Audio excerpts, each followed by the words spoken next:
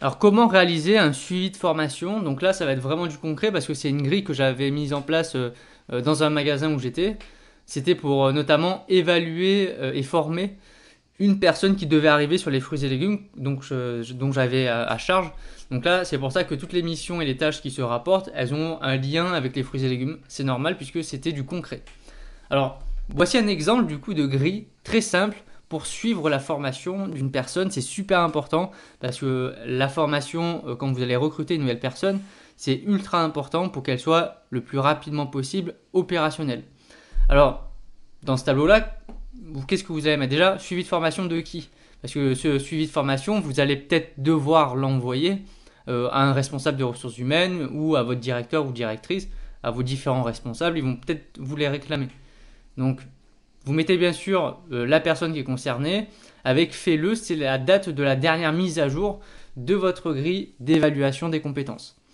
Ensuite, vous avez ici, j'ai regroupé par différents domaines de tâches, donc des tâches dans la gestion commerciale du rayon, d'autres qui ont un lien plus avec le magasin en général, puisque moi c'était un petit magasin, donc il faut savoir faire certaines choses en plus. Après, ce qui a en lien avec les changements de prix et les prix en l'occurrence sur les fruits et légumes, là sur le rayon, etc. Donc là, je l'ai mis juste en extrait. Là, vous avez les différentes tâches donc, qui s'y rapportent, donc des tâches qui sont très précises en l'occurrence, pour vraiment s'attarder tous les jours sur une tâche en particulier pour savoir comment est-ce qu'elle va saisir la démarque dans un logiciel, comment est-ce qu'elle va gérer une réclamation s'il y a un problème qualité sur les fruits et légumes. Donc ça, c'est chaque tâche qui a été listée. Alors ces tâches, je ne les ai pas listées n'importe comment. Je les ai listées par rapport déjà à mon expérience professionnelle des fruits et légumes, donc je savais exactement ce qu'il fallait faire. Donc j'ai fait un listing de ce que je fais, ce que je faisais à ce moment-là et ce que j'ai appris au fur et à mesure du temps. Et en même temps, justement les fiches de poste qui sont rédigées par les responsables des ressources humaines. Donc en faisant un mix de tout ça, j'ai réalisé les différentes tâches. Et donc après, vous avez trois colonnes, non acquis, en cours ou acquis. J'ai mis un code couleur pour pouvoir identifier facilement les différentes tâches et le degré d'avancement. Alors, rouge, bien sûr, c'est que le collaborateur, il n'a pas encore vu cette activité, puisque bien sûr, une formation, elle va être progressive. On ne va pas tout voir d'un coup. C'est contre-productif parce que en mettre plein la tête directement, la personne, elle va retenir même pas 10% de ce que vous allez lui dire.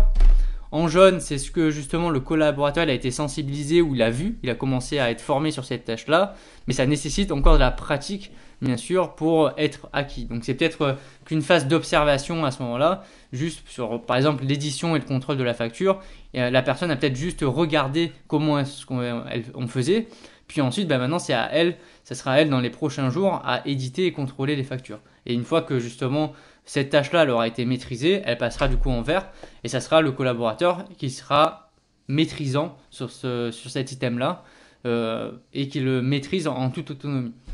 Alors, ça c'est super important, il faut faire un point vraiment très régulièrement. Vous n'êtes pas obligé de le faire tous les jours, mais vous pouvez le faire toutes les semaines ou 2 fois par semaine.